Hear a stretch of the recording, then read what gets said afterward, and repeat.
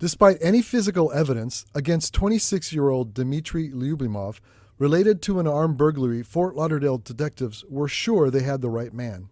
After all, 2 police officers identified him after a brief look during the suspected burglar's getaway. That bit of evidence kept Lyubimov in a Broward jail for more than 8 months without bond. City commissioners will vote Wednesday night on whether to pay $150,000 to settle Lyubimov's wrongful arrest lawsuit. Detectives put the pressure on Lyubimov to confess during an interrogation.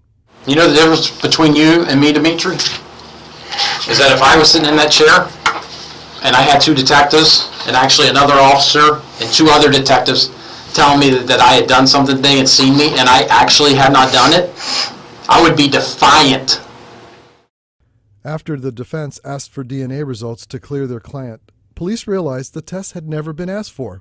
7 months later, after a DNA analysis on the ball cap that the alleged burglar dropped during his getaway was processed, the analysis pointed to another man, later arrested on similar charges in another city, with fingerprints matching as well.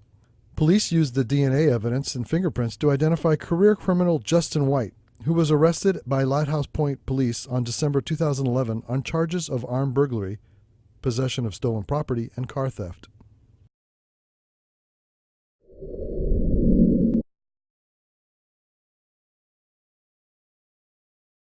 Florida cops keep innocent man in jail for 8 months, resulting in $150,000 settlement. The Fort Lauderdale Police Department got it wrong when they arrested the wrong man thinking he was a burglary suspect. But the Florida Police Department still kept him in jail for 8 months for the crime he did not commit. Dmitry Lyubimov was not released until authorities finally acknowledged that they lacked physical and DNA evidence. Now the city has reached a wrongful arrest settlement of $150,000 with the 26-year-old man. Lyubimov was minding his own business on the streets of Fort Lauderdale when he was arrested by police in July 2011, the South Florida Sun-Sentinel reports. Police claimed Lyubimov matched the description of the real suspect, Justin White. Both are pictured above with Lyubimov on the left.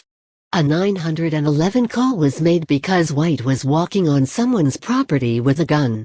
Officers Jesus Gonzalez and Felicia Barnwell responded to the scene and tried to stop White, who then fled on a stolen scooter. White ditched his scooter, then hopped over a fence, leaving only his hat behind.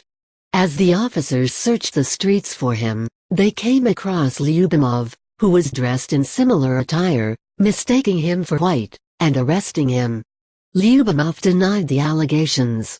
And his phone records even showed that he was on the phone with his girlfriend during the police chase. But authorities did not buy it. So with cops still chasing me, I am dialing my girlfriend and talking to her for 25 minutes instead of thinking how to escape police, he wrote while in jail in 2011. It don't make no sense. I am just frustrated with all this. It all is like a bad dream or something. Okay, hopefully it will end soon. The scooter that the real suspect had left behind was tested for fingerprints days after the incident, but they did not match Lyubimov's fingerprints. It was not until 7 months after Lyubimov's arrest that a DNA examination on the hat White left behind proved that Lyubimov was not the man who fled from them.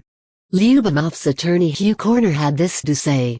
It's their self-assuredness and their refusal to believe that they could be wrong that failed them.